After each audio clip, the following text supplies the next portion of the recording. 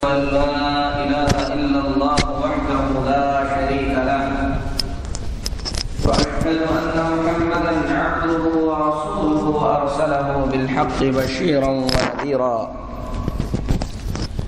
أما بعد فإن أحسن الحديث كتاب الله وخير الهدي هدي محمد صلى الله عليه وسلم وشر الأمور محدثاتها وكل محدثة بدعة وكل بدعة ضلالة وكل ضلالة في النار يا أيها الذين آمنوا اتقوا الله حق تقاته ولا تموتن إلا وأنتم مسلمون يا أيها الناس اتقوا ربكم الذي خلقكم من نفس واحدة وخلق منها زوجها وبث منهما رجالا كثيرا ونساء واتقوا الله الذي تساءلون به والأرحام إن الله كان عليكم رقيبا يا أيها الذين آمنوا اتقوا الله وقولوا قولا سديدا يصلح لكم أعمالكم ويغفر لكم ذنوبكم ومن يطع الله ورسوله فقد فاز فوزا عظيما اما بعد محترم اسلامی بھائیو، اللہ تبارک و تعالی کا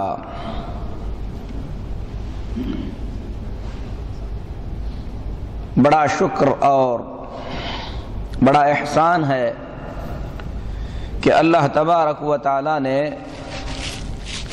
ہم تمام کو دین اسلام سیکھنے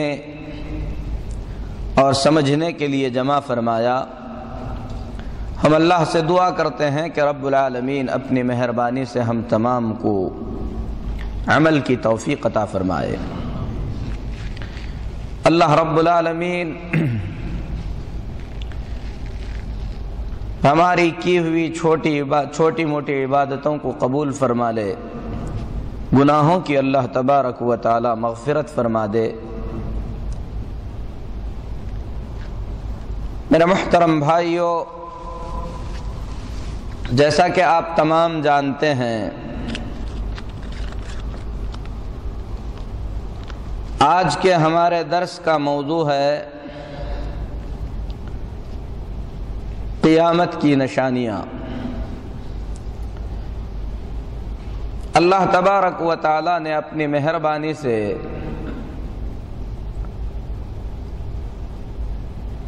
بندوں کو قیامت سے آگاہ کرنے کے لیے قیامت سے پہلے کچھ نشانیاں مقرر فرمایا ہے، تاکہ وہ لوگ جو غفلت میں ہیں قیامت کی طرف توجہ دیں۔ جو لوگ دنیا کے اندر لگے ہوئے ہیں، قیامت کی نشانیوں کو دیکھنے کے بعد قیامت کی فکر ان کے دلوں میں پیدا ہو جائے۔ لہذا ہم تمام پر یہ ضروری ہوتا ہے کہ قیامت کی نشانیوں کو اچھی طریقے سے سمجھیں، اپنے آخرت کی فکر کریں، کیونکہ یہ دنیا آخرت بنانے کا ایک موقع ہے۔ یہ موقع اگر ایک مرتبہ ہاتھ سے نکل جائے تو پھر دوبارہ یہ موقع نہیں دیا جائے گا۔ اللہ سے دعا ہے اللہ تبارک و تعالی ہم تمام کو توفیق دے کہ اس دنیا میں ہم اپنی آخرت کو بنا لیں۔ میرے محترم بھائیو، گزشتہ درس میں قیامت کی نشانیوں میں سے دو بڑی نشانیوں کے بارے میں بتلایا جا چکا ہے، اور اس سے پہلے جو مختصر تمہید بیان کی گئی تھی اسی سے میں اپنی بات کا آغاز کرتا ہوں کہ قیامت سے پہلے اللہ تبارک و تعالی نے کچھ نشانیاں مقرر فرمائی ہیں۔ اہل علم نے قیامت کی ان نشانیوں کو دو بڑے حصوں میں بانٹا ہے۔ قیامت کی ایسی نشانیاں جنہیں علامات صغرا یعنی چھوٹی نشانیاں کہا جاتا ہے، اور کچھ ایسی نشانیاں جنہیں علامات کبریٰ یعنی قیامت کی بڑی نشانیاں کہا جاتا ہے۔ قیامت کی چھوٹی نشانیوں میں سے شراب کا عام ہونا، گانے بجانے کا عام ہونا، سود کا عام ہونا، بازاروں کا قریب قریب ہو جانا اور بہت ساری نشانیاں ہیں۔ اور قیامت کی بڑی نشانیاں جس میں خصوصیت کے ساتھ 10 نشانیوں کا ذکر کیا جاتا ہے۔ نبی کریم صلی اللہ علیہ وسلم کے صحابہ کرام رضی اللہ عنہم اجمعین قیامت کا تذکرہ کرتے ہوئے بیٹھے تھے۔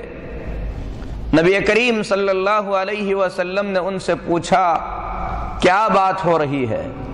صحابہ نے کہا کہ اے نبی صلی اللہ علیہ وسلم، ہم قیامت کے بارے میں بات کر رہے ہیں۔ تو رسول اکرم صلی اللہ علیہ وسلم نے فرمایا قیامت اس وقت تک نہیں آئے گی جب تک کہ اس سے پہلے 10 نشانیوں کا ظہور نہ ہو جائے۔ اور یہ مسلم شریف کی روایت ہے جس میں نبی کریم صلی اللہ علیہ وسلم نے 10 نشانیوں کا تذکرہ فرمایا، جن میں سے ایک دجال کا نکلنا ہے۔ دجال کیا ہے؟ کیا وہ اس وقت موجود ہے؟ وہ کس طریقے سے نکلے گا؟ زمین میں وہ کتنے دن رہے گا؟ کیا کچھ کرے گا؟ یہ ساری تفصیل گزشتہ درس میں بیان کی جا چکی ہے۔ اللہ سے دعا ہے کہ اللہ تعالی ہم تمام کو دجال کے فتنے سے محفوظ رکھے۔ اس کے بعد نبی کریم صلی اللہ علیہ وسلم نے قیامت کی جو نشانی بتلائی ہے اس میں سے ایک نشانی ہے عیسیٰ علیہ السلام کا دنیا میں اتارا جانا۔ اس حدیث میں مہدی کا ذکر نہیں ہے، لیکن دوسری احادیث میں نبی کریم صلی اللہ علیہ وسلم نے قیامت کی نشانیوں میں سے ایک عظیم نشانی امام مہدی کا ظاہر ہونا بتلایا ہے، جس کی بھی تفصیل گزشتہ درس میں بیان کی جا چکی ہے۔ تو میرے محترم بھائیو، قیامت کی بڑی نشانیوں میں سے ایک نشانی عیسیٰ علیہ السلام کا نزول، عیسیٰ علیہ السلام کا دنیا میں اتارا جانا، یہ قیامت کی نشانیوں میں سے ایک بڑی نشانی ہے۔ عیسیٰ علیہ السلام یہ مریم علیہ السلام کے بیٹے ہیں، جنہیں اللہ تبارک و تعالی نے عام انسانوں سے ہٹ کر پیدا فرمایا ہے۔ دنیا کے اندر جو انسان پائے جاتے ہیں ان انسانوں کو اللہ تبارک و تعالی نے ماں باپ سے پیدا کیا ہے، لیکن عیسیٰ علیہ السلام اللہ تعالی کی نشانیوں میں سے ایک بڑی نشانی ہے جنہیں اللہ تبارک و تعالی نے بغیر باپ کے پیدا فرمایا۔ قرآن کریم کے کئی مقامات پر اللہ تبارک و تعالی نے عیسیٰ علیہ السلام کی پیدائش کا تذکرہ فرمایا ہے۔ سورہ آل عمران میں اللہ تبارک و تعالی عمران کے خاندان کا تذکرہ کرتے ہوئے فرماتا ہے ان اللہ اصطفى آدم ونوحا وآل ابراہیم وآل عمران علی العالمین۔ اللہ تبارک و تعالی نے آدم علیہ السلام کو، نوح علیہ السلام کو، ابراہیم علیہ السلام کو اور آل عمران کو پوری دنیا میں سے چن لیا ہے۔ ذریۃ بعضها من بعض واللہ سمیع علیم۔ ان میں سے بعض کی ذریتیں ہیں، اللہ تبارک و تعالی سننے والا اور علم والا ہے۔ اس کے بعد اللہ تبارک و تعالی عیسیٰ علیہ السلام کی پیدائش سے پہلے عیسیٰ کی ماں مریم علیہ السلام کے پیدائش کا ذکر کرتے ہوئے فرماتا ہے اذ قالت امرأة عمران رب انی نذرت لك ما في بطنی محررا فتقبل منی۔ جب عمران کی بیوی یعنی مریم کی ماں، جن کا نام اسرائیلی کتابوں میں حنا بتلایا گیا ہے، انہوں نے رب سے کہا کہ اے میرے رب، میرے پیٹ میں جو بچہ ہے میں نظر مانتی ہوں کہ اس بچے کو تیرے گھر کی دیکھ بھال کے لیے وقف کرتی ہوں، تو اسے قبول فرما۔ مفسرین کہتے ہیں کہ مریم علیہ السلام کے والد عمران کے گھر کوئی اولاد نہیں ہوئی۔ اللہ تبارک و تعالی سے گڑ گڑا کر دعا کرنے لگے، اللہ تبارک و تعالی نے ان کی دعا کو سن لیا اور مریم علیہ السلام کی ماں حاملہ ہو گئی۔ جب حمل ہوا تو انہوں نے نظر مانی کہ اے اللہ، جو اولاد تو مجھے دے گا میں اسے تیرے گھر کی پاکی صفائی کے لیے دیکھ بھال کے لیے وقف کر دیتی ہوں۔ اور وہاں پر گھر سے مراد بیت المقدس، مسجد اقصی ہے۔ بہرحال حمل کے دن پورے ہوئے اور عمران کی ماں نے بچہ جنم دیا تو دیکھ کر حیران رہ گئی کہ وہ تو بچی ہے۔ فلما وضعتها قالت رب انی وضعتها انثى۔ جب بچہ جنم دے چکی تو کہنے لگی کہ اے اللہ، میں نے تو بچی جنم دیا ہے، واللہ اعلم بما وضعت۔ انہوں نے کیا جنم دیا تھا یہ اللہ تبارک و تعالیٰ کو پہلے ہی سے معلوم تھا۔ کہنے لگی کہ اے اللہ،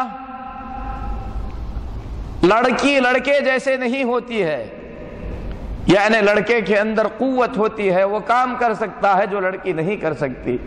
بہرحال نظر کے مطابق مریم کی ماں نے مریم علیہ السلام کو بیت المقدس کی دیکھ بھال کے لیے وقف کر دیا۔ پھر اس کے بعد مریم علیہ السلام کے خاندان میں یہ بحث شروع ہو گئی کہ اس کی پرورش کون کرے گا۔ بہرحال ان لوگوں نے قرآن اندازی کے ذریعے اس کا فیصلہ کیا اور اللہ تبارک و تعالی نے مریم علیہ السلام کی پرورش کے لیے اللہ کے نبیوں میں سے ایک نبی کو چنا۔ فکفلها زکریا، اللہ کے نبی زکریا علیہ السلام نے مریم کی کفالت اور مریم کی دیکھ بھال کی ذمہ داری اٹھا لی۔ مفسرین کہتے ہیں کہ اس وقت پورے بنی اسرائیل میں سب سے زیادہ بزرگ اور نیک شخصیت زکریا علیہ السلام کی شخصیت تھی، کیوں نہیں وہ اللہ کے نبیوں میں سے ایک نبی تھے۔ بہرحال زکریا علیہ السلام نے اللہ کی اس نیک اور پاک بندی مریم علیہ السلام کی تربیت کی، عبادت گزاری کے ساتھ مریم علیہ السلام پروان چڑھتی رہیں، ہر وقت اللہ رب العالمین کی عبادت میں مشغول نظر آتی تھیں۔ اللہ فرماتا ہے کلما دخل علیہا زکریا المحراب وجد عندها رزقا، جب بھی زکریا علیہ السلام مریم کے پاس آتے تو ان کے پاس رزق پاتے تھے، اور رزق پھلوں کا ہوتا تھا جو کہ اس وقت کے موسم کے حساب کے پھل نہیں ہوتے تھے بلکہ موسم سے ہٹے پھل ہوتے تھے۔ قال یا مریم انا لک ھذا، زکریا نے کہا کہ اے مریم یہ پھل تمہیں کہاں سے ملتے ہیں؟ قالت هو من عند اللہ، مریم نے کہا کہ اللہ کی طرف سے یہ دیا جاتا ہے۔ اللہ تبارک و تعالی بے موسم کے پھل مریم کو عطا کرتا تھا، مریم علیہ السلام اس پہ گزارا کیا کرتی تھی۔ بہرحال اللہ کے جو نیک بندے ہوتے ہیں اللہ تبارک و تعالی کی ان نشانیوں سے عبرت لیتے ہیں۔ جب مریم علیہ السلام نے یہ بتلایا کہ یہ بے موسم پھل اللہ تبارک و تعالی انہیں عطا کرتا ہے تو حضرت زکریا علیہ السلام نے اسی وقت فوراً دعا کی، کہا کہ اے اللہ میں بوڑھا ہو چکا ہوں، اس قابل نہیں ہوں کہ مجھ سے اولاد ہو سکے، اور میری بیوی بانجھ ہے، وہ بھی اس قابل نہیں ہے کہ اولاد جنم دے سکے۔ اگر تو مریم کو بغیر موسم کے پھل عطا کر سکتا ہے تو میری بانجھ عورت کو میرے بڑھاپے میں اولاد کیسے نہیں دے سکتا؟ اے اللہ تو مجھے اولاد عطا فرما۔ اللہ تبارک و تعالی نے زکریا علیہ السلام کو یحییٰ علیہ السلام کی شکل میں بیٹا عطا فرمایا۔ صرف بیٹا ہی نہیں دیا بلکہ اللہ تبارک و تعالی نے اس بیٹے کا نام بھی رکھ دیا اور فرمایا کہ یہ نام اس سے پہلے کبھی نہیں رکھا گیا ہے۔ بہرحال مریم علیہ السلام اللہ کی عبادت گزاری کے ساتھ پروان چڑھتی رہیں، یہاں تک کہ وہ وقت آ گیا جب اللہ تبارک و تعالی اس نیک خاتون کو ایک بڑا معجزہ عطا فرمانا چاہتا تھا۔ اللہ تبارک و تعالی نے اپنے فرشتوں میں سے ایک فرشتے جبریل علیہ السلام کو مریم کے پاس بھیجا، اور جبریل علیہ السلام مریم علیہ السلام کے پاس انسانی شکل میں آئے۔ مریم تنہا تھیں، گھبرا گئیں، فرمانے لگیں انی اعوذ بالرحمن منک ان کنت تقیا، میں تجھے رحمان کا واسطہ دیتی ہوں اور رحمان کی پناہ میں جاتی ہوں، اگر تو اللہ سے ڈرتا ہے تو یہاں سے چلا جا۔ مفسرین کہتے ہیں کہ مریم علیہ السلام نے اس وقت اللہ تبارک و تعالی کی رحمت کا تذکرہ اس لیے فرمایا کیونکہ سامنے ایک طاقتور انسان کھڑا ہے، اس سے مقابلہ ان کے بس سے باہر کی چیز ہے، لہذا وہ التجا کر رہی ہیں کہ رحمان جو رحم کو پسند کرتا ہے میں اس کی پناہ میں جا رہی ہوں، لہذا میری اس حالت پر رحم کر کے یہاں سے نکل جا۔ لیکن فرشتے نے کہا کہ میں انسان نہیں بلکہ اللہ کی طرف سے بھیجا ہوا فرشتہ ہوں، مجھے بھیجا گیا ہے تاکہ میں تمہیں ایک پاک لڑکا عطا کروں۔ مریم نے کہا لڑکا، اور وہ بھی مجھ کو جس کا نہ تو شوہر ہے اور نہ ہی کوئی بدکار عورت ہے، بھلا اس کا لڑکا کیسے ہوگا؟ اللہ کے فرشتے نے کہا اللہ کا یہی حکم ہے۔ پھر اس کے بعد اس پاک باز خاتون کے گریبان میں پھونکا گیا، اللہ تبارک و تعالی نے اپنی جانب سے روح اس میں ڈالی، اور مریم علیہ السلام اسی سے حاملہ ہو گئی۔ حمل کے دن گزرتے گئے، مریم کی پریشانی بڑھتی چلی گئی، یہاں تک کہ جب وہ وقت آ گیا جب بچے کو جنم دینا تھا، اللہ فرماتا ہے فَأَجَاءَهَا الْمَخَاضُ إِلَى جِذْعِ النَّخْلَةِ، درد ذہ ولادت کی جو تکلیف ہوتی ہے اس تکلیف سے پریشان ہو کر کھجور کے ایک درخت کے پاس آ گئیں اور کہنے لگیں یا لیتنی مت قبل ھذا وکنت نسیا منسیا، کاش اس سے پہلے مجھے موت آ چکی ہوتی تو میں بھولی بسری ہو چکی ہوتی۔ یعنی اب مجھے بچے کو لے کر قوم کے پاس جانا ہے، پتہ نہیں کیا کیا طعنے سننے ہوں گے، حالانکہ پاک ہے، کنواری ہے، کسی بدکاری کا اس نے ارتکاب نہیں کیا ہے، لیکن قوم کے طعنوں کا خوف ستائے جا رہا تھا۔ بہرحال اللہ تبارک و تعالی نے اس کا بھی انتظام فرما دیا۔ مریم علیہ السلام نے بچے کو جنم دیا۔ اللہ تبارک و تعالی نے مریم سے کہا ہزی الیک بجذع النخلۃ تساقط علیک رطبا جنیا، کھجور کے تنے کو پکڑ کر ہلاؤ، پکی ہوئی کھجوریں نیچے گریں گی۔ فکلی واشربی وقری عینا، کھجوریں کھاؤ، نیچے بہترین چشمہ بہ رہا ہے، اس سے پانی پیو، اور بچے کو دیکھ کر اپنے آنکھوں کی ٹھنڈک محسوس کرو۔ فإما ترين من البشر أحدا فقولي إني نذرت للرحمن صوما فلن أكلم اليوم إنسيا۔ یہ تو کھانے پینے کا انتظام ہو گیا، اگر کسی سے سامنا ہو جائے اور تمہارے گود میں بچہ دیکھے اور تمہیں پریشان کرے تو جواب میں اتنا کہہ دو کہ میں نے آج رحمان کے لیے روزے کی نظر مانی ہے، لہذا میں کسی سے بات نہیں کر سکتی۔ میرے محترم بھائیو، قرآن کریم کی ان آیات میں غور کرنے والوں کے لیے بڑی نشانیاں ہیں۔ سب سے پہلی بات تو یہ ہے کہ ایسی وقت میں جب ایک عورت بچہ جنم دے رہی ہے، اللہ تبارک و تعالی نے اس وقت بھی ان کے لیے اسباب اپنانے کا حکم دیا، رزق کے لیے کوشش کرنے کا حکم دیا، کہا کہ کھجور کے تنے کو ہلاؤ۔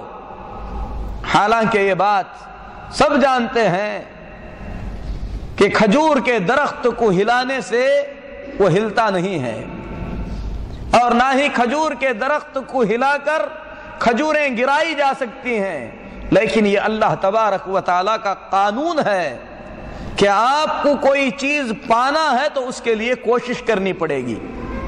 تو اللہ تبارک و تعالیٰ نے مریم کو اس وقت بھی کوشش کا حکم دیا، اور کوشش یہ ہے کہ کھجور کے درخت کو ہلائیں۔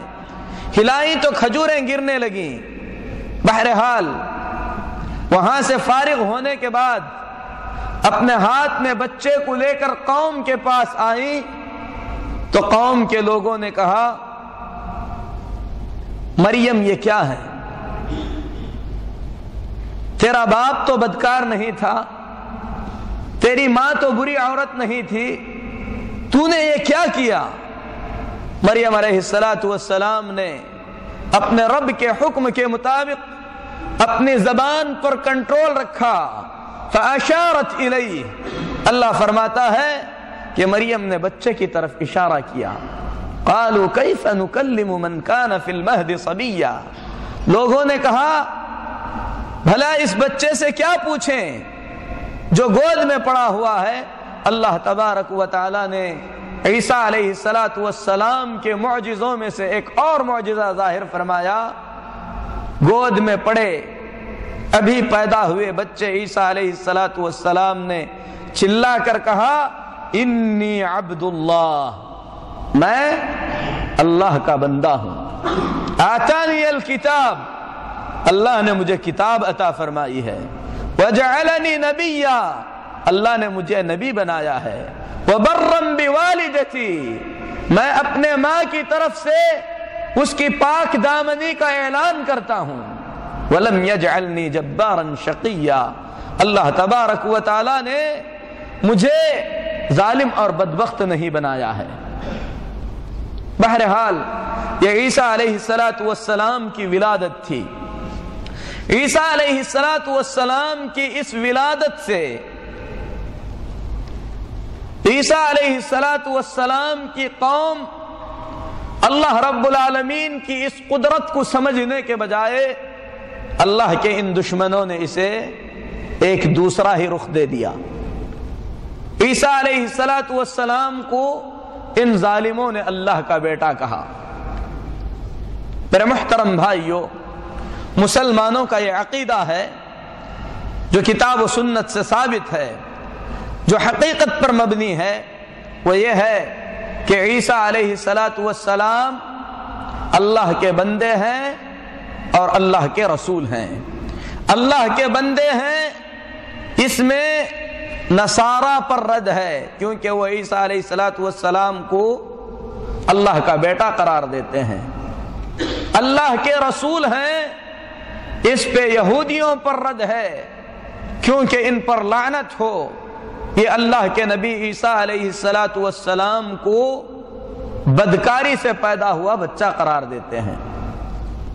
مسلمانوں کا عقیدہ ہے عیسیٰ علیہ السلام اللہ کی طرف سے ڈالی گئی روح، اللہ تبارک و تعالی کی طرف سے ڈالا ہوا کلمہ، اسی طریقے سے اللہ کے بندے اور اللہ کے رسول ہیں۔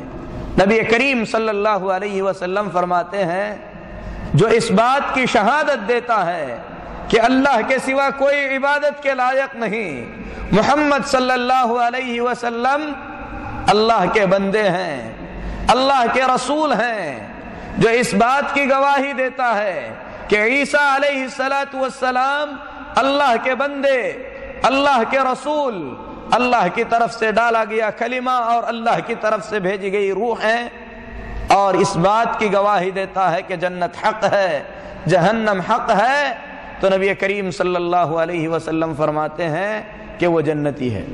اللہ تعالی ہم تمام کو اس کی توفیق عطا فرمائے، ان تمام چیزوں کو دل کی گہرائی سے سمجھنے کی اللہ توفیق دے۔ تو میرے محترم بھائیو، اللہ تبارک و تعالی نے عیسیٰ علیہ السلام کو موسیٰ علیہ السلام کی شریعت کی تبلیغ کے لیے بھیجا تھا، اور ساتھ ہی ساتھ اللہ تبارک و تعالی نے عیسیٰ علیہ السلام پر کچھ نئی باتیں بھی نازل فرمایا تھا جو موسیٰ علیہ السلام کی شریعت میں نہیں تھیں، لیکن یہودیوں نے اللہ کے پیغمبر، اللہ کے نبی عیسیٰ علیہ السلام کی بات کو ماننے سے انکار کر دیا، ان کے جانی دشمن ہو گئے، قتل کرنے کی کوشش کرنے لگے۔ اس وقت اللہ کے نبی عیسیٰ علیہ السلام نے دعا فرمائی تو اللہ تبارک و تعالی نے عیسیٰ بن مریم علیہ السلام کو زندہ آسمان پر اٹھا لیا، اور کچھ روایات کے مطابق جب عیسیٰ علیہ السلام کو آسمان پر اٹھا لیا گیا تو اس وقت ان کی عمر 33 سال کی تھی۔ اللہ تبارک و تعالی نے عیسیٰ علیہ السلام کو زندہ آسمان پر اٹھا لیا۔ قیامت کے قریب عیسیٰ علیہ السلام کو دوبارہ دنیا میں بھیجا جائے گا، دنیا کے اندر آئیں گے، جو اعمال کریں گے وہ نبی کریم صلی اللہ علیہ وسلم نے بتلایا ہے۔ پھر اس کے بعد تمام انسانوں اور انبیاء علیہم الصلاۃ والتسلیم کو جس طریقے سے اللہ کی طرف سے موت آئی ہے، اسی طریقے سے عیسیٰ علیہ السلام کو بھی موت آئے گی۔ دنیا کے اندر آنے کے بعد 7 سال یا 40 سال تک رہیں گے، جس کا تذکرہ انشاءاللہ آئے گا۔ تو میرے محترم بھائیو، کتاب اللہ اور سنت رسول صلی اللہ علیہ وسلم میں عیسیٰ علیہ السلام کے سلسلے میں جو کچھ وارد ہوا ہے اس کو ہم تفصیل کے ساتھ بیان کرتے ہیں۔ سب سے پہلے ہم یہ مسئلہ بیان کریں گے کہ عیسیٰ علیہ السلام کا حلیہ مبارکہ کس طریقے کا ہے، یعنی عیسیٰ علیہ السلام کس شکل و صورت کے ہیں۔ نبی کریم صلی اللہ علیہ وسلم نے کئی روایات میں عیسیٰ علیہ السلام کا مبارک حلیہ بیان فرمایا ہے۔ آپ صلی اللہ علیہ وسلم فرماتے ہیں انہ رجل مربوع القامہ، عیسیٰ علیہ السلام درمیانی قد کے آدمی ہیں، نہ تو بہت لمبے ہیں اور نہ ہی ناٹے ہیں، لیس بالطویل ولا بالقصیر، نہ تو آپ لمبے ہیں اور نہ ہی ناٹے ہیں۔ احمر، عیسیٰ علیہ السلام سرخی مائل رنگ کے ہیں۔ دوسری روایات میں ہے آدم، عیسیٰ علیہ السلام گورے ہیں، لیکن گورے کے اندر تھوڑا سا گندمی رنگ ہے۔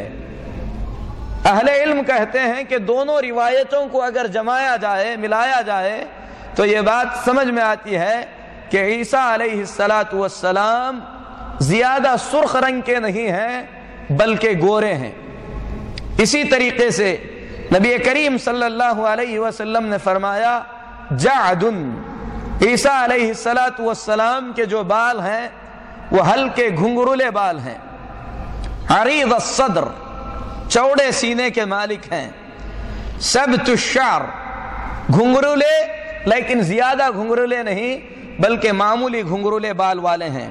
کأنما خرج من دیماس، جب اتریں گے تو دیکھنے والے کو ایسے لگے گا کہ ابھی ابھی نہا دھو کر حمام سے نکل رہے ہیں، کیونکہ نبی کریم صلی اللہ علیہ وسلم نے آگے ان کا وصف بیان فرمایا کہ عیسیٰ علیہ السلام کے بالوں سے گویا پانی گر رہا ہے، اگر بال ہلائیں تو پانی ٹپکنے لگے، اگر اپنے سر کو سیدھا رکھیں تو ایسے لگے کہ گویا عیسیٰ علیہ السلام کی پیشانی پر پانی کے قطرے موتی کی طرح نظر آئے۔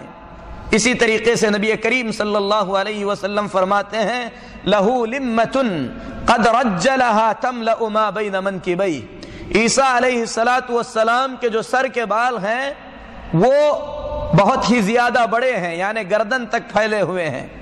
تو یہ عیسیٰ علیہ السلام کی صفت ہے جو نبی کریم صلی اللہ علیہ وسلم نے بیان فرمائی ہے۔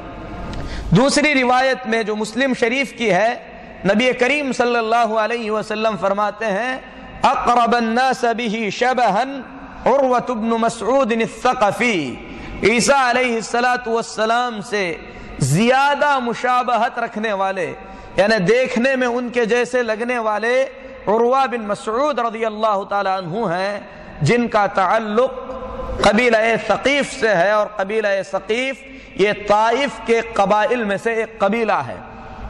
اللہ کے نبی صلی اللہ علیہ وسلم جب طائف سے واپس آئے تو اس کے ایک عرصے کے بعد حضرت عروہ بن مسعود رضی اللہ تعالی عنہ نے اسلام قبول کیا، اور یہ وہی صحابی ہیں جنہوں نے صلح حدیبیہ کے موقع پر صلح کے لیے زیادہ کوشش کی تھی۔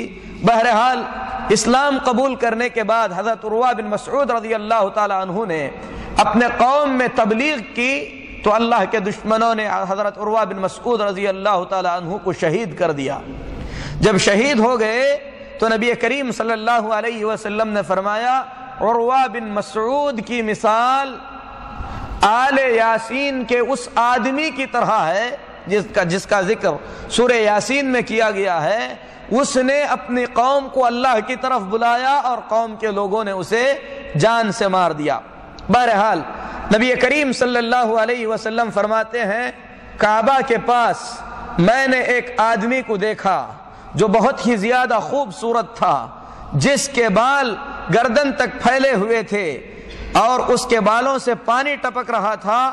دو آدمیوں کے کندھوں پر اپنے ہاتھ رکھے ہوئے خانہ کعبہ کا طواف کر رہا تھا۔ تو صحابی حضرت عبداللہ بن عمر رضی اللہ تعالی عنہ فرماتے ہیں میں نے کہا اے اللہ کے نبی صلی اللہ علیہ وسلم وہ کون تھے؟ تو نبی کریم صلی اللہ علیہ وسلم نے فرمایا کہ وہ اللہ کے نبی حضرت عیسیٰ بن مریم علیہ السلام تھے۔ تو میرے محترم بھائیو، عیسیٰ علیہ السلام کو اللہ تبارک و تعالی نے جو آسمان پر اٹھا لیا ہے، قیامت کے قریب اللہ تبارک و تعالی انہیں دنیا میں بھیجے گا۔ جب وہ بھیجے جائیں گے تو دو فرشتوں کے کندھوں پر اپنے ہاتھوں کو رکھے ہوئے اتارے جائیں گے، جس کا ذکر کرتے ہوئے نبی کریم صلی اللہ علیہ وسلم نے فرمایا یبعث اللہ عیسیٰ علیہ السلام، اللہ تبارک و تعالی عیسیٰ علیہ السلام کو بھیجے گا۔ کچھ روایات میں ہے اتارے گا۔ کہاں اتریں گے؟ زمین پر اتریں گے۔ امام ابن کثیر رحمت اللہ علیہ فرماتے ہیں کہ دمشق میں مشرق کی جانب ایک منارہ ہے، اور یہ منارہ جیسا کہ امام ابن کثیر رحمت اللہ علیہ نے بیان فرمایا، دمشق میں جو جامع اموی ہے، جس مسجد کو اموی دور میں بنایا گیا تھا، دمشق کی بڑی مسجدوں میں سے ایک مسجد اور اب تک معروف و مشہور مسجد ہے، اس مسجد کے پاس سفید منارہ ہے، اس منارے پر حضرت عیسیٰ علیہ السلام کو اتارا جائے گا۔ اور یہ چیز جو ہے کئی روایات میں ہے کہ عیسیٰ علیہ السلام دمشق میں مشرق کی جانب رہنے والے ایک سفید منارے پر اتارے جائیں گے۔ یہ جو بات ہے احادیث سے ثابت ہے۔ اب یہ دمشق میں مشرق کی جانب سفید منارہ کہاں پر ہے، اس کی تحدید کرتے ہوئے امام ابن کثیر رحمت اللہ علیہ فرماتے ہیں جامع اموی، جو اموی دور میں جو مسجد بنائی گئی ہے یہی مسجد ہے۔ اور فرماتے ہیں جب عیسیٰ علیہ السلام اتریں گے تو ان پر 2 چادریں ہوں گی، عیسیٰ علیہ السلام کے جسم پر 2 چادریں ہوں گی، جس کا ذکر نبی صلی اللہ علیہ وسلم نے ان الفاظ میں فرمایا وَعَلَيْهِ مَحْرُودَتَانِ، عیسیٰ علیہ السلام 2 زرد رنگ کی، پیلے رنگ کی چادریں پہنے ہوئے ہوں گے۔ بعض مفسرین نے کہا، بعض علماء نے کہا کہ یہ جو چادریں ہوں گی یہ چادریں زعفران سے رنگی ہوئی ہوں گی، اور اس وقت کے عام لباس کی طرح تھا جو عیسیٰ علیہ السلام پہنے تھے، تو اسی میں اتارے جائیں گے۔ واضعا کفیہ علی اجنحۃ ملکین، اپنے ہاتھوں کو 2 فرشتوں کے بازوؤں پر رکھے ہوئے ہوں گے۔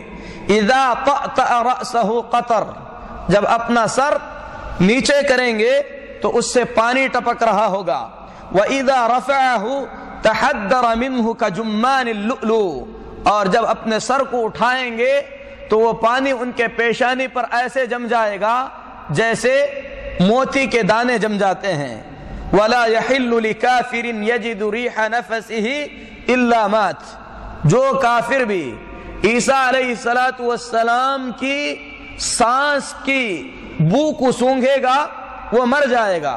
وَنَفَسُهُ يَنْتَهِي حَيْثُ يَنْتَهِي طَرَفُهُ، نبی کریم صلی اللہ علیہ وسلم فرماتے ہیں عیسیٰ علیہ السلام کی جو سانس ہے اتنی دور تک پھیلے گی جتنی دور تک عیسیٰ علیہ السلام کی نظریں جاتی ہیں۔ حضرت عیسیٰ علیہ السلام کا نزول جب ہوگا نماز کے وقت میں ہوگا، اور یہ نماز کا وقت بعض روایات کے مطابق فجر کا وقت ہوگا، اور دمشق کی جامع مسجد میں لوگ نماز کے لیے اکٹھا ہوں گے، اور جو لوگ نماز کے لیے اکٹھا ہوں گے یہ حقیقت میں وہ لوگ ہوں گے جو دجال کے خلاف جہاد کے لیے اللہ کے نیک بندے محمد بن عبداللہ مہدی علیہ السلام، جن کا ذکر نبی کریم صلی اللہ علیہ وسلم نے احادیث میں فرمایا، جس کا تذکرہ گزشتہ درس میں کیا جا چکا ہے، ان کی قیادت میں، ان کی امامت میں دجال کے خلاف لڑنے کے لیے لوگ اکٹھا ہوں گے۔ جب عیسیٰ علیہ السلام اتریں گے اور مسجد میں آئیں گے تو امام مہدی علیہ السلام جو اللہ کے نیک بندے مسلمانوں کے امیر ہوں گے، عیسیٰ علیہ السلام سے درخواست کریں گے کہ آگے بڑھ کر نماز پڑھائیں، لیکن عیسیٰ علیہ السلام فرمائیں گے کہ نہیں، اللہ کی طرف سے آپ لوگوں کے لیے عزت دی گئی ہے اور یہ نماز آپ کی امامت میں ادا کرنے کے لیے کھڑی کی گئی ہے، لہذا آپ آگے بڑھیں۔ نبی کریم صلی اللہ علیہ وسلم نے اس بات کو امت کے لیے بطور فخر کے بیان کرتے ہوئے فرمایا، وہ وقت کیسا ہوگا جب میری امت کے ایک آدمی کے پیچھے اللہ کے ایک نبی عیسیٰ علیہ السلام نماز ادا کریں گے۔ تو بہرحال اللہ تبارک و تعالیٰ کی جانب سے امت محمدیہ کو دیا گیا یہ شرف ہے جو اللہ رب العالمین نے عطا فرمایا ہے۔ امام ابن کثیر رحمت اللہ علیہ اس سفید مینار کے بارے میں ایک اور بات بیان فرماتے ہیں، وہ یہ ہے کہ سن 741 ہجری میں، سن 741 ہجری میں اور یہ زمانہ امام ابن کثیر رحمۃ اللہ علیہ کا زمانہ ہے، اور اب کتنی ہجری ہے؟ 1434 ہجری ہے، تو یعنی تقریباً 700 سال پہلے اس منارے کو نصارہ نے، کرسچنوں نے جلا دیا تھا۔ پھر اس کے بعد انہی کے مال سے اس منارے کی دوبارہ تعمیر ہوئی۔ اس سے پہلے وہ منارہ سفید نہیں تھا، اور جب عیسائیوں کے، نصارہ کے نفقے پر اس منارے کو بنایا گیا تو امام ابن کثیر رحمت اللہ علیہ فرماتے ہیں سفید پتھروں سے اس منارے کو بنایا گیا۔ یہ اللہ رب العالمین کی حکمتوں میں سے ایک حکمت ہے کہ ان کے دین کو باطل قرار دینے کے لیے، ان کی غلطیوں کو بتانے کے لیے، صلیب کو توڑنے کے لیے اللہ نے جس بندے کو جس مقام پر اتارنے کا ارادہ فرمایا ہے اس منارے کو انہی کے خرچ سے بنوایا گیا ہے۔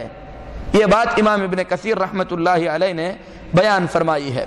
تو بہرحال عیسیٰ علیہ السلام کے نزول اور عیسیٰ علیہ السلام کے اترنے کے سلسلے میں یہ کچھ جو ہے روایات تھیں۔ میرے محترم بھائیو، عیسیٰ علیہ السلام قیامت کے قریب اتارے جائیں گے، کیا اس کا ذکر قرآن پاک میں اللہ نے فرمایا ہے؟ تو اس سلسلے میں ہم قرآن کریم کی کچھ آیتیں بیان کرتے ہیں کہ عیسیٰ علیہ السلام کا نزول، عیسیٰ علیہ السلام کا اتارا جانا قیامت کی نشانیوں میں سے ایک نشانی ہے۔ اس کے سلسلے میں اللہ تعالیٰ سورہ زخرف میں فرماتا ہے وَلَمَّا ضُرِبَ ابْنُ مَرْيَمَ مَثَلًا اِذَا قَوْمُكَ مِنْهُ يَصِدُّونَ، جب عیسیٰ بن مریم کی مثال بیان کی گئی تو آپ کی قوم چیخنے لگی۔ یعنی اللہ تبارک و تعالیٰ ایک واقعے کی طرف اشارہ فرما رہا ہے کہ اللہ تبارک و تعالیٰ نے جب یہ آیت کریمہ نازل فرمائی کہ جن لوگوں کی مشرکین عبادت کرتے ہیں وہ سب کے سب جہنم کا ایندھن بنیں گے، یعنی جہنم میں انہیں ڈالا جائے گا، پھر اس کے بعد یہ بھی بیان کیا گیا کہ عبادت کرنے والے عیسیٰ علیہ السلام کی بھی عبادت کرتے ہیں، تو مشرکین نے کہا کہ آلہتنا خیر ام ہو، ہمارے جو معبود ہیں وہ بہتر ہیں یا یہ بہتر ہے؟ بہرحال اگر ہمارے معبودوں کو جہنم میں ڈالا جا رہا ہے تو ایسی صورت میں ان کو بھی جہنم میں ڈالا جائے گا، کیونکہ عیسیٰ کی بھی عبادت ہوتی ہے۔ تو اللہ تبارک و تعالی ان کی حماقت پر رد کرتے ہوئے فرمایا کہ جہنم میں جنہیں ڈالے جانے کی بات ہو رہی ہے وہ حقیقت میں اللہ کے وہ نیک بندے نہیں ہیں جن کی مشرکین عبادت کرتے ہیں، بلکہ وہ مورتیاں ہیں جو انہوں نے نیک بندوں کے نام پر تراش کر رکھی ہیں۔ ان الذين سبقت لهم منا الحسنى اولئك عنها مبعدون، جن لوگوں کو ہم نے خیر کا وعدہ کیا ہے یعنی ہمارے نیک بندوں کو، ان کو تو جہنم سے دور رکھا جائے گا۔ تو اللہ نے یہاں پر عیسیٰ علیہ السلام کا ذکر کرنے کے بعد آگے فرمایا وَإِنَّهُ لَعِلْمٌ لِلسَّاعَةِ، اور وہ یعنی عیسیٰ علیہ السلام قیامت کی نشانیوں میں سے ایک نشانی ہیں۔ اور یہی تفسیر امام ابن عباس رضی اللہ تعالی عنہ اور امام مجاہد رحمت اللہ علیہ نے کی ہے۔ وہ فرماتے ہیں کہ یہاں پر وَإِنَّهُ لَعِلْمٌ لِلسَّاعَةِ سے مراد عیسیٰ علیہ السلام کا اترنا ہے، اور بعض قراءات میں ہے وَإِنَّهُ لَعَلَمٌ لِلسَّاعَةِ، یہ قیامت کی نشانی ہے۔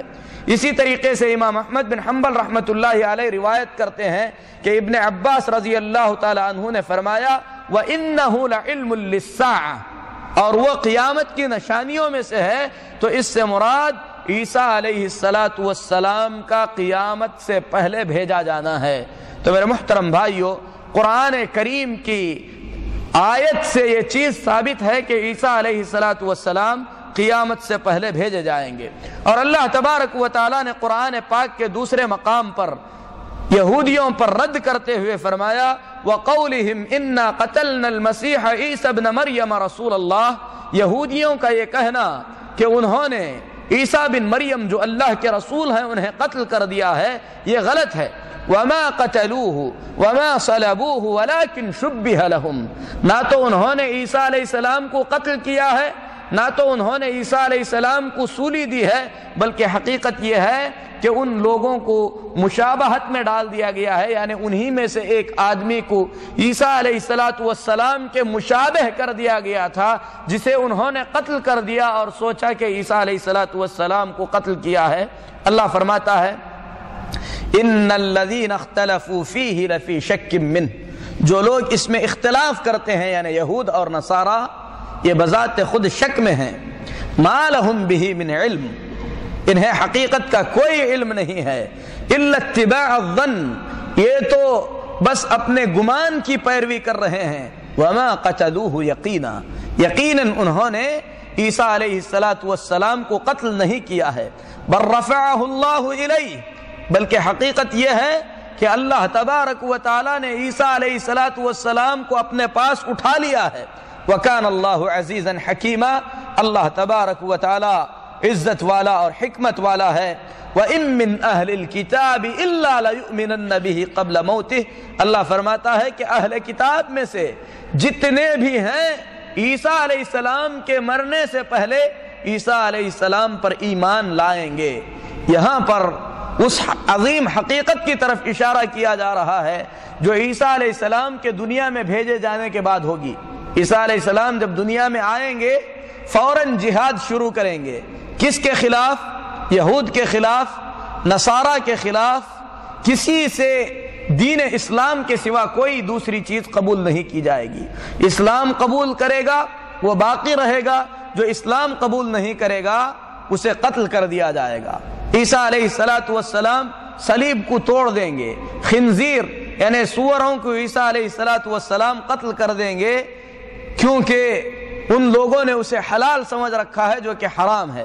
اسی طریقے سے صحیح بخاری اور کئی احادیث میں یہ چیز ثابت ہے کہ عیسیٰ علیہ السلام عدل و انصاف سے فیصلہ کرنے کے لیے دنیا کے اندر اتارے جائیں گے، اور اللہ تبارک و تعالی یقین کے ساتھ اس بات کو بیان فرماتا ہے کہ عیسیٰ علیہ السلام کو موت نہیں دی گئی ہے۔ شیخ الاسلام امام ابن تیمیہ رحمۃ اللہ علیہ سے پوچھا گیا کہ کیا عیسیٰ علیہ السلام زندہ آسمان پر اٹھا لیے گئے ہیں؟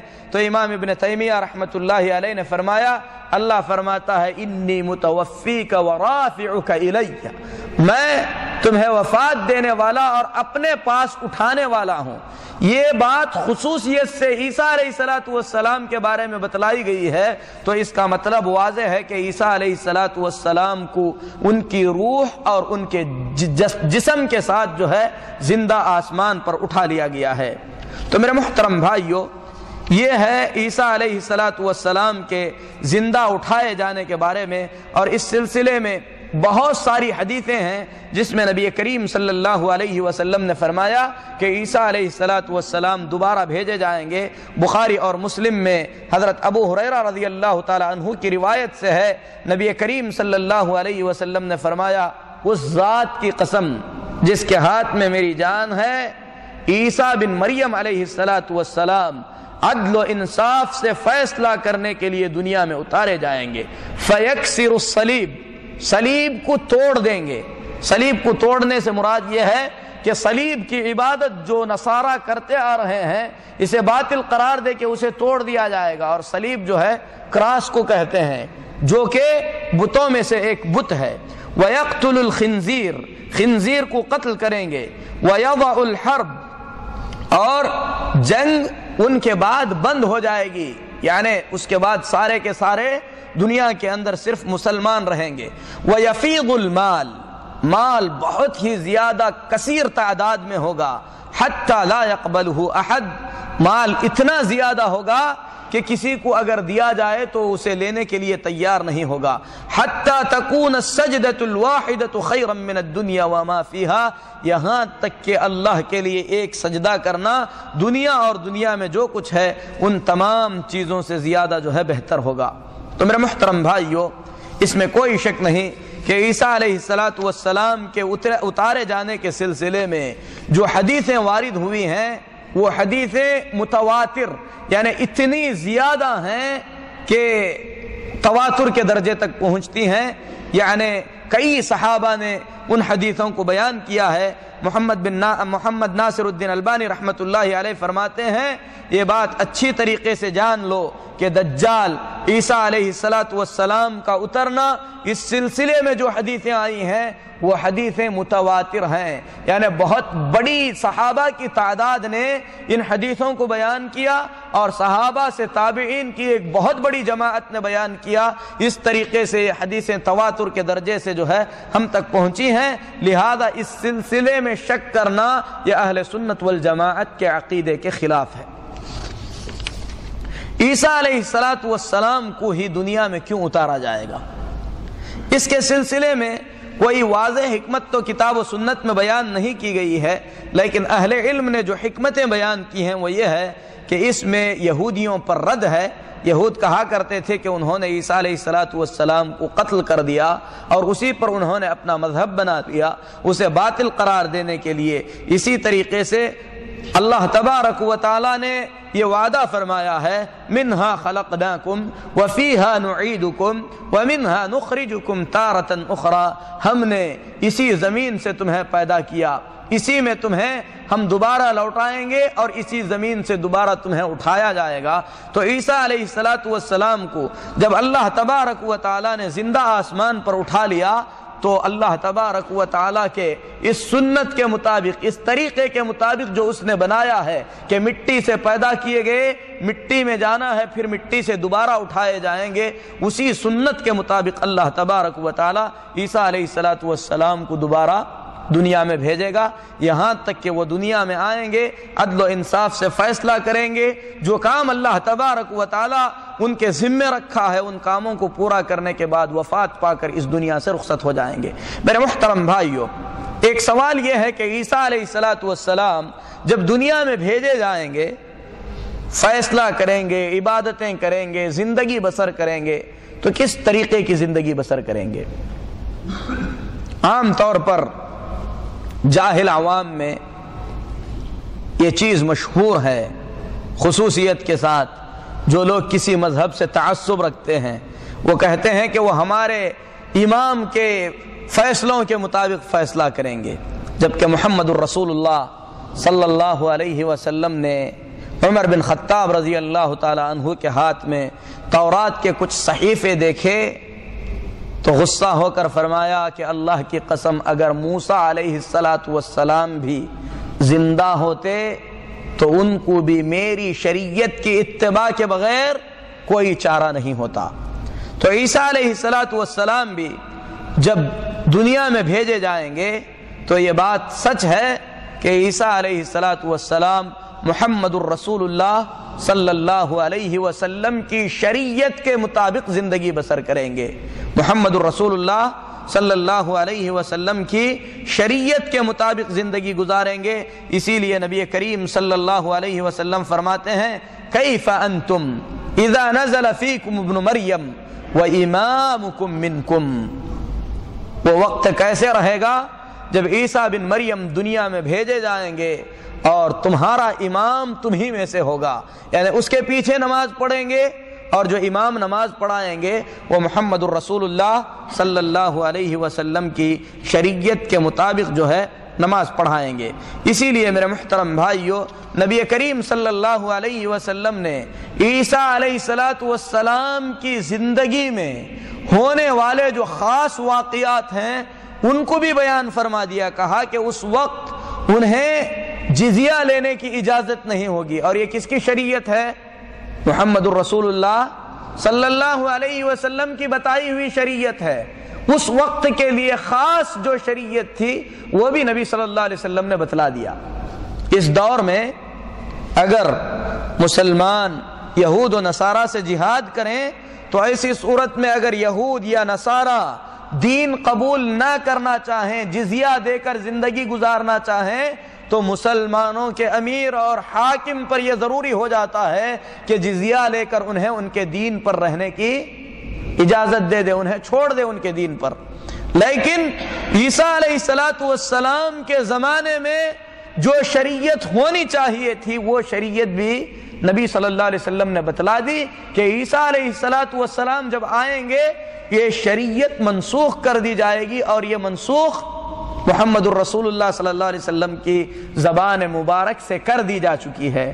تو اسی لیے عیسیٰ علیہ السلام کوئی نئی شریعت لے کر نہیں آئیں گے اور نہ ہی کسی سابقہ شریعت کے مطابق زندگی بسر کریں گے، بلکہ محمد الرسول اللہ صلی اللہ علیہ وسلم کی شریعت کے مطابق عمل کریں گے۔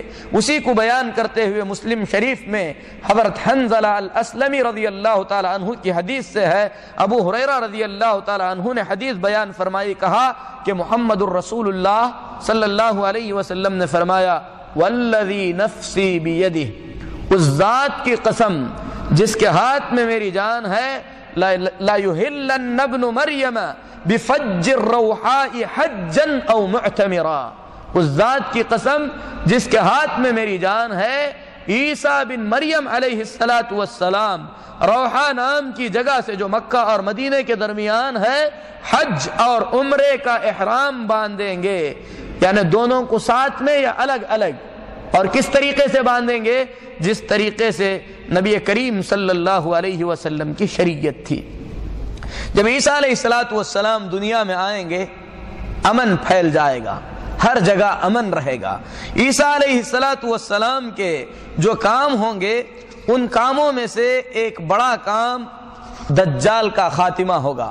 دجال کے خاتمے کے لیے اور اسی طریقے سے یاجوج و ماجوج کے خاتمے کے لیے اللہ تبارک و تعالی عیسیٰ علیہ السلام کو دنیا میں بھیجے گا۔ جیسا کہ ہم نے بیان کیا، نماز کے وقت میں اتریں گے، مسلمانوں کے امیر کے ساتھ پھر جہاد کے لیے نکلیں گے، یہاں تک کہ باب لد کے پاس عیسیٰ علیہ السلام مسیح الدجال کو دیکھیں گے۔ مسیح الدجال کو جب عیسیٰ علیہ السلام دیکھیں گے تو دجال پگھلنا شروع کر دے گا۔ نبی کریم صلی اللہ علیہ وسلم فرماتے ہیں عیسیٰ علیہ السلام صرف اسے دیکھتے رہیں، اپنے ہتھیار سے نہ ماریں، تب بھی وہ پگھل کر ختم ہو جائے گا، لیکن عیسیٰ علیہ السلام نیزہ لے کر آگے بڑھیں گے، باب لد کے پاس اپنے نیزے سے دجال کو ماریں گے، اور ان کے نیزے میں جو خون لگا ہوا ہوگا وہ اللہ کے بندوں کو دکھلائیں گے۔ میرے محترم بھائیو، دجال کے خاتمے کے بعد عیسیٰ علیہ السلام وہاں سے نکلیں گے، کچھ ایسے لوگوں کے پاس آئیں گے جن لوگوں کو دجال کے فتنے سے محفوظ کر دیا گیا تھا۔ دجال کے فتنے سے جن لوگوں کو محفوظ کر دیا گیا تھا، جب عیسیٰ علیہ السلام وہاں پر آئیں گے تو ان لوگوں کے چہرے پر ہاتھ پھیریں گے، پھر اس کے بعد جنت میں اللہ تبارک و تعالی نے ان کے جو درجات متعین کیے ہیں، عیسیٰ علیہ السلام ان لوگوں کے جنت کے درجات بیان فرمائیں گے۔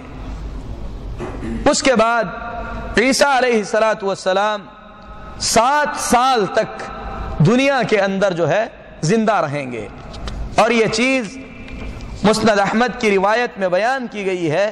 نبی کریم صلی اللہ علیہ وسلم نے فرمایا، مسلم شریف کی روایت میں حضرت عبداللہ بن عمرو بن عاص رضی اللہ تعالی عنہ روایت کرتے ہیں، فَيَبْعَثُ اللَّهُ عِيسَى ابْنَ مریم، اللہ تعالیٰ عیسیٰ بن مریم کو بھیجے گا، ثُمَّ يَمْكُسُ النَّاسُ 7 سِنِينَ لَيْسَ بَيْنَ اثْنَيْنِ عَدَاوَةٌ، 7 سال ایسے گزریں گے کہ دو آدمیوں کے دلوں میں ذرہ برابر بھی کوئی رنجش نہیں ہوگی۔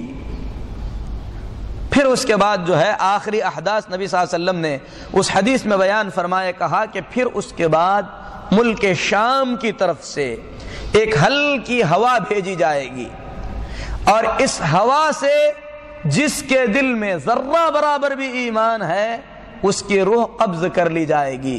تو اس حدیث سے یہ بات سمجھ میں آتی ہے کہ عیسیٰ علیہ السلام دنیا میں 7 سال تک رہیں گے۔ مسند احمد کی دوسری روایت میں ہے فَيَمْكُثُ فِي الْأَرْضِ 40 سَنَةً، عیسیٰ علیہ السلام 40 سال تک دنیا میں رہیں گے، پھر موت آئے گی، پھر مسلمان ان کی نماز جنازہ ادا کریں گے۔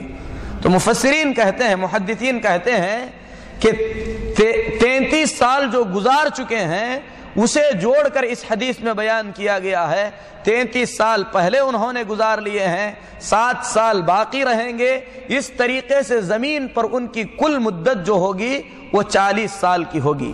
بہرحال دجال کے خاتمے کے بعد جب عیسیٰ علیہ السلام آئیں گے تو اللہ تبارک و تعالیٰ کی جانب سے عیسیٰ بن مریم علیہ السلام کو یہ وحی آئے گی، اللہ کی طرف سے یہ پیغام بھیجا جائے گا کہ اے عیسیٰ میرے بندوں کو لے کر کوہ طور پر چلے جاؤ، کیونکہ میں نے ایک ایسی فوج کو نکالا ہے یا ایسی مخلوق کو دنیا کے اندر بھیجا ہے جن سے لڑنے کی کسی کے اندر کوئی سکت نہیں ہے۔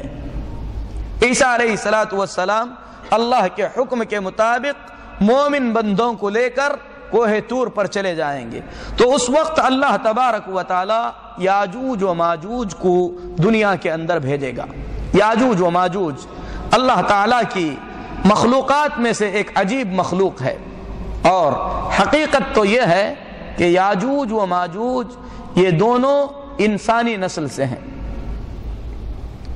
اگر تھوڑی دیر اور جو ہے سن سکتے ہیں تو کچھ یاجوج و ماجوج کے متعلق جو ہے بیان کیا جائے۔ جی جو لوگ اونگ رہے ہیں تھوڑا حرکت کر کے بیٹھ جائیں۔ جی تو میرے محترم بھائیو، قیامت کی نشانیوں میں سے ایک بڑی نشانی ہے یاجوج و ماجوج کا بھیجا جانا، اور یاجوج و ماجوج کا جب تذکرہ ہوتا ہے تو عام طور پر بچپن کے سنے ہوئے بہت ساری غلط باتیں لوگوں کے ذہنوں میں آ جاتی ہیں، تو اس کو اچھی طریقے سے سنیں، بچوں کو جب سنائیں تو انہی صحیح معلومات کو بچوں تک پہنچانے کی کوشش کریں۔ قرآن کریم میں اللہ تبارک و تعالی نے سورہ کہف کے اندر یاجوج و ماجوج کا تذکرہ فرمایا ہے، اور یاجوج و ماجوج کا جو تذکرہ ہے یہ تذکرہ اللہ تبارک و تعالی کرتے ہوئے قرآن پاک میں فرماتا ہے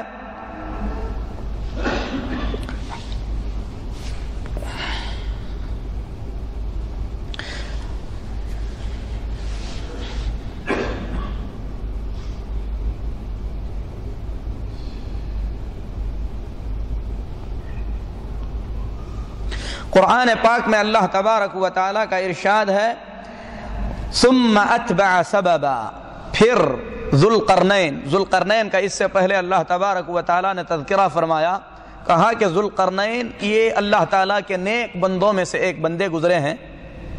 ذوالقرنین کے معنی ہوتے ہیں دو سینگ والے۔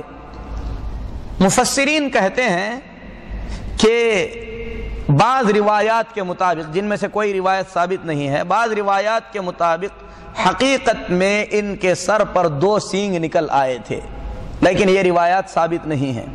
بعض روایات کے مطابق ان کا جو تاج تھا اس تاج پر دو سینگ بنے ہوئے تھے۔ بہرحال قرآن پاک میں اللہ تبارک و تعالی نے انہیں ذوالقرنین کہا ہے، تو اللہ تبارک و تعالی فرماتا ہے حتی اذا بلغ مطلع الشمس، یہاں تک کہ ذوالقرنین اپنا سفر طے کرتے ہوئے مطلع الشمس کے پاس پہنچے۔ مطلع الشمس یعنی سورج نکلنے کی جگہ، آخری حد جہاں پر جو ہے سورج نکلتا ہوا محسوس ہوتا ہے، وہاں پر پہنچے۔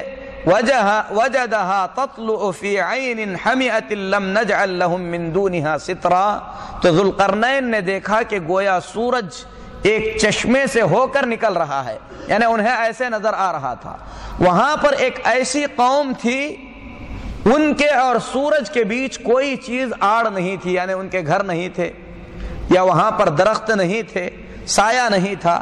بہرحال ذوالقرنین وہاں پر جب پہنچے اور وہ قوم ایسی تھی کہ ذوالقرنین کی بات کو وہ سمجھ بھی نہیں پا رہی تھی، یعنی اپنی زبان کے علاوہ کوئی دوسری زبان وہ لوگ سمجھ نہیں پا رہے تھے، تو انہوں نے ذوالقرنین سے کہا، جب ذوالقرنین ان کے پاس پہنچے اور سدین کے پاس پہنچے، یا ذا القرنین ان یأجوج ومأجوج مفسدون فی الارض فهل نجعل لك خرجا على ان تجعل بیننا وبینہم سدا، اے ذوالقرنین ہم آپ کے لیے مال جمع کر کے دیتے ہیں، آپ ہمارے اور یاجوج و ماجوج کے بیچ میں ایک بند بنا دیجئے، کیونکہ یاجوج و ماجوج نے زمین کے اندر بہت ہی زیادہ فساد بپا کیا ہے۔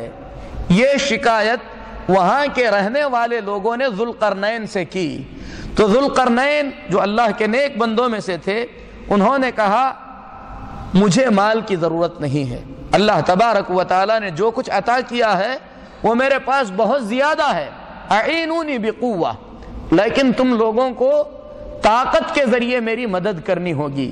بہرحال ذوالقرنین نے یاجوج و ماجوج اور ان لوگوں کے بیچ میں ایک بند بنانے کا ارادہ کر لیا۔ تو قرآن میں اللہ تبارک و تعالیٰ نے اس طریقے سے یاجوج و ماجوج کا تذکرہ فرما رہا ہے۔ تو میرے محترم بھائیو، ہمیں یہ دیکھنا ہے کہ یہ یاجوج و ماجوج کیا ہے۔ یاجوج و ماجوج حقیقت میں ہم بند کا تذکرہ کریں گے کہ کس طریقے سے بنایا گیا، کیا اس کی اصل جگہ معلوم ہے کہ معلوم نہیں ہے، لیکن اس سے پہلے ہم یہ دیکھتے ہیں کہ یاجوج و ماجوج کیا ہے۔ یاجوج و ماجوج بعض مفسرین کے کہنے کے مطابق یہ عربی لفظ ہے، اور عربی زبان میں اس کا معنی ہے دہکتی ہوئی آگ، یا اسی طریقے سے بہت ہی زیادہ نمکین پانی، یا اسی طریقے سے تیز دوڑنے والے، یا اسی طریقے سے بہت ہی زیادہ پریشان کرنے والے۔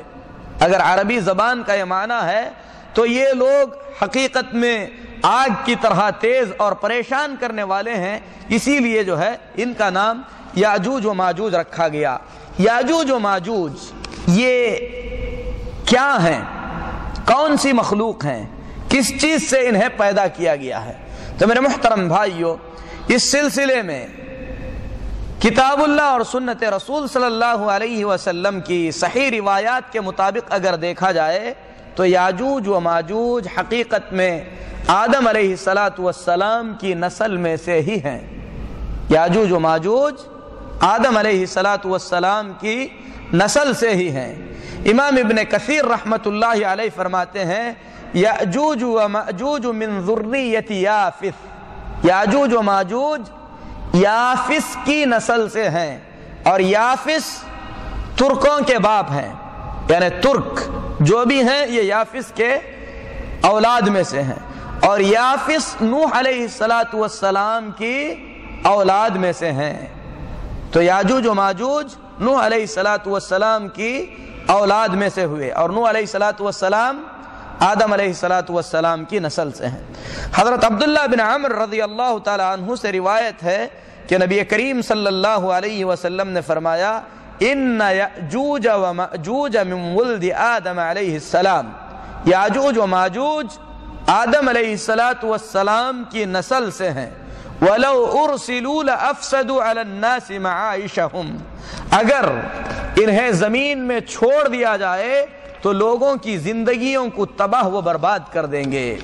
لیکن کچھ لوگوں کا یہ کہنا ہے کہ یاجوج و ماجوج آدم علیہ السلام کی اولاد سے ہیں، حوا کی اولاد سے نہیں ہیں۔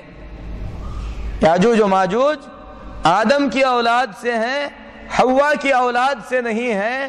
اس کے لیے وہ لوگ یہ تعلیل کرتے ہیں کہ آدم علیہ السلام سوئے ہوئے تھے، انہیں احتلام ہو گیا، آدم علیہ السلام کی منی جب مٹی سے مل گئی تو اس سے یاجوج و ماجوج پیدا ہوئے۔ لیکن یہ بات غلط ہے، یہ بات غلط ہے، صحیح نہیں ہے۔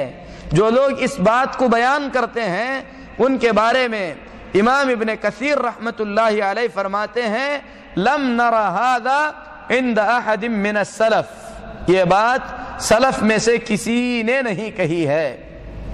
اسی طریقے سے فرماتے ہیں صحیح حدیثوں سے یہ بات سمجھ میں آتی ہے کہ یاجوج و ماجوج آدم اور حوا کی اولاد سے اور نوح علیہ السلام کے بیٹے یافس کی اولاد سے ہیں۔ تو میرے محترم بھائیو، یہ مختصر سی بات ہے یاجوج و ماجوج کی اصل کے بارے میں۔ وہ انسان ہیں، آدم علیہ السلام کی اولاد میں سے ہیں۔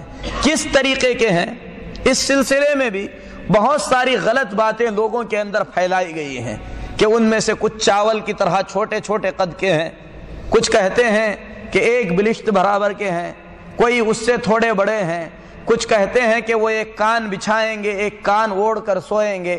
لیکن ان میں سے کوئی بھی بات ثابت نہیں ہے، ان میں سے کوئی بھی بات ثابت نہیں ہے۔ اس سلسلے میں کچھ حدیثیں آئی ہیں لیکن وہ حدیثیں ضعیف ہیں، وہ حدیثیں ضعیف ہیں۔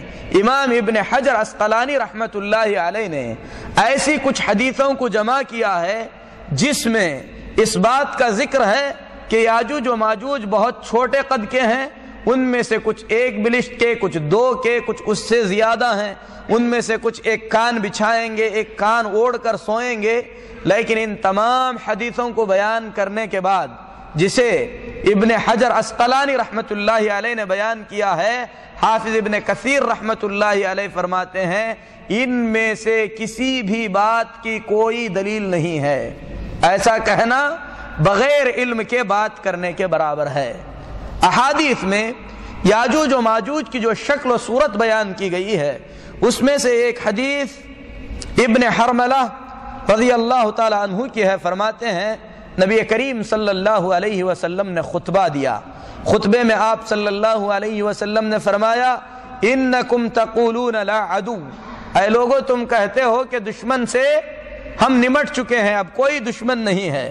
وَإِنَّكُمْ لَن تَزَالُوا تُقَاتِلُونَ عَدُوًّا حَتَّى يَأْتِيَ يَأْجُوجَ وَمَأْجُوجَ، لیکن سنو کہ تمہاری لڑائی دشمن سے برابر لگی رہے گی یہاں تک کہ یاجوج و ماجوج نہ نکلیں۔ عراض الوجوہ، یاجوج و ماجوج جو کہ چوڑے چوڑے منہ کے ہوں گے، صغار العیون، چھوٹی چھوٹی آنکھوں والے ہوں گے، صاحب الشغاف، سرخ مائل بال والے ہوں گے، یعنی ان کے بالوں کے اندر ہلکی سی سرخی ہوگی۔ وَمِن كُلِّ حَدَبٍ يَنْسِلُونَ، ہر اونچی جگہ سے نیچے اتر کے آئیں گے۔ اس کے بعد نبی کریم صلی اللہ علیہ وسلم نے فرمایا وجوہہم المجان المطرقہ، ان کے چہرے ڈھال کے مانند چپٹے ہوں گے، جو ڈھال چمڑے کی بنی ہوئی ہے۔ تو میرے محترم بھائیو، یہ حلیہ نبی کریم صلی اللہ علیہ وسلم نے یاجوج و ماجوج کا بیان فرمایا ہے۔ یاجوج و ماجوج 2-3 آدمیوں کا نام نہیں ہے یا 150 آدمیوں کا نام نہیں ہے، بلکہ یاجوج و ماجوج بہت بڑی تعداد میں ہیں، ان کی تعداد انسانوں کی تعداد سے زیادہ ہے۔ ابو سعید خدری رضی اللہ تعالی عنہ بیان فرماتے ہیں نبی کریم صلی اللہ علیہ وسلم نے فرمایا اللہ تبارک و تعالی فرمائے گا کہ اے آدم جہنمیوں کو الگ کرو، جہنمیوں میں جنہیں ڈالا جانا ہے انہیں الگ کرو۔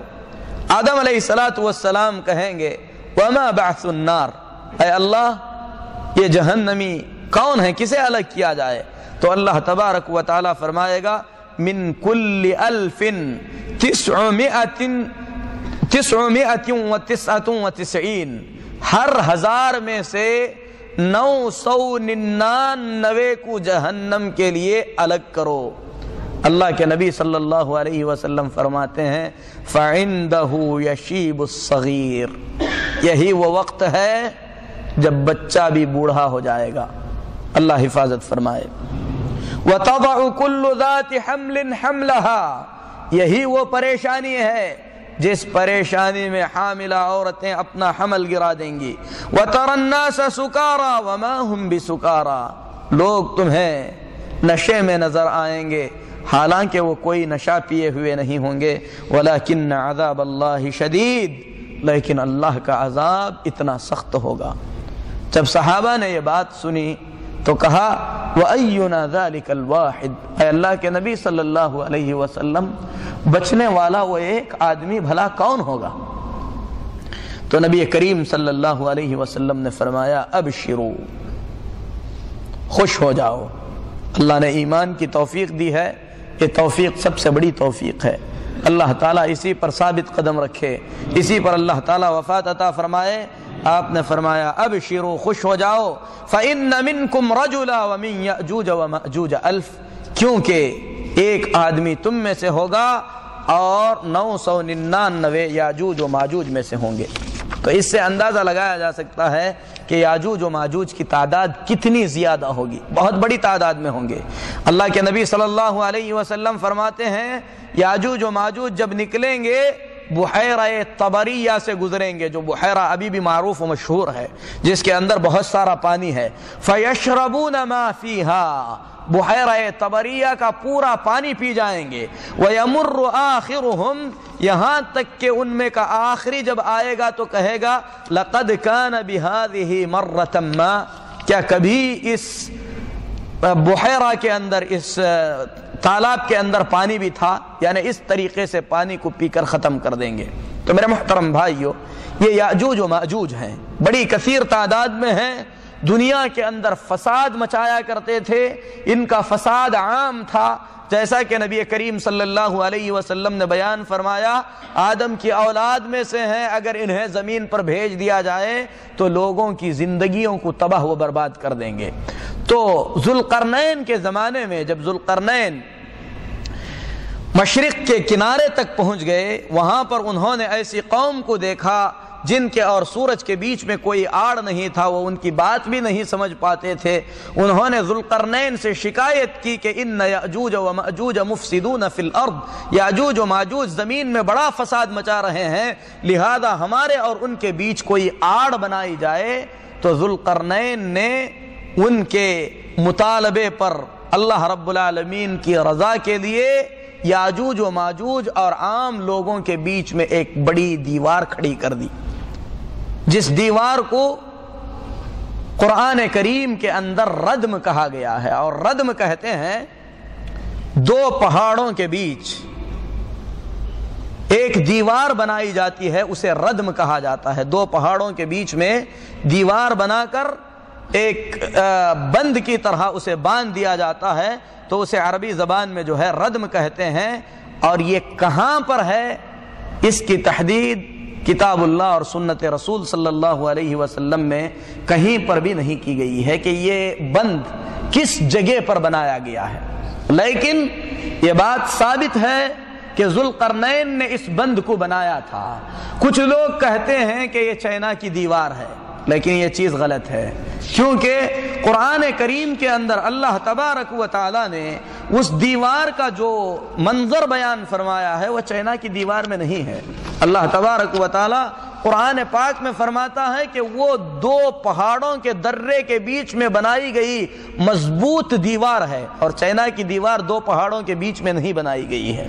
کچھ لوگ کہتے ہیں کہ وہ کوئی دوسری چیز ہے, حالانکہ ایسی کوئی چیز نہیں ہے, بلکہ دو پہاڑوں کے بیچ میں لوہے کی سخت تختیوں سے اس دیوار کو بنایا گیا ہے, اور اس پر تانبا پگھلا کر اسے مضبوط کر دیا گیا ہے. مضبوط کرنے کے بعد ذوالقرنین نے کہا تھا کہ یہ اللہ تبارک و تعالی کی رحمت سے بنی ہے, اور یہ اس وقت تک باقی رہے گی جب تک اللہ چاہے گا. فَإِذَا جَاءَ وَعْدُ رَبِّي جَعَلَهُ دَكًّا جب اللہ کا وعدہ آئے گا تو اسے توڑ دیا جائے گا. اور قرآن پاک میں اللہ تبارک و تعالی فرماتا ہے حَتَّى إِذَا فُتِحَتْ يَأْجُوجُ وَمَأْجُوجُ وَهُمْ مِنْ كُلِّ حَدَبٍ يَنْسِلُونَ یہاں تک کہ یاجوج و ماجوج کو کھول دیا جائے گا, ہر اونچی جگہ سے نیچے اتر آئیں گے. تو میرے محترم بھائیو, یاجوج و ماجوج کو بند کر دیا گیا, بڑی مخلوق ہے, اسی زمین پر ہے, کہاں پر ہے اس کا علم اللہ کے سوا کسی کو نہیں ہے. آدمی یہاں پر اب اپنی عقل نہ لڑائے, یہ نہ کہے کہ ہم کو وہ نظر نہیں آ رہے ہیں, اتنی بڑی مخلوق ہے, دنیا نے پورا کونا کونا چھان لیا ہے. تو میرے محترم بھائیو, انسانی جو عقل ہے وہ محدود ہے. کتاب اللہ اور سنت رسول صلی اللہ علیہ وسلم کی جو بات ہے, اگر صحیح سند سے ثابت ہو جائے کہ اللہ نے کہا اور اللہ کے رسول صلی اللہ علیہ وسلم نے کہا ہے, تو ایک مومن کو اس پر ایمان لانا ضروری ہے, چاہے وہ بات اسے سمجھ میں آئے یا سمجھ میں نہ آئے. یاجوج و ماجوج کس طریقے سے نکالے جائیں گے, کس طریقے سے زمین میں فساد مچائیں گے, پھر اس کے بعد ان کی تباہی کس طریقے سے ہوگی, اور یہ ساری کی ساری چیزیں انشاءاللہ اگلے درس میں ہم بیان کریں گے. وقت زیادہ ہو رہا ہے, اسی لیے یہیں پر ہم اپنی بات کو ختم کرتے ہیں, اور اللہ سے دعا کرتے ہیں کہ اللہ تبارک و تعالی ہم تمام کو قیامت کی ان نشانیوں کو صحیح طور پر سمجھنے کی توفیق عطا فرمائے. آمین. وصلی اللہ علی نبینا محمد وعلی آلہ وصحبہ اجمعین.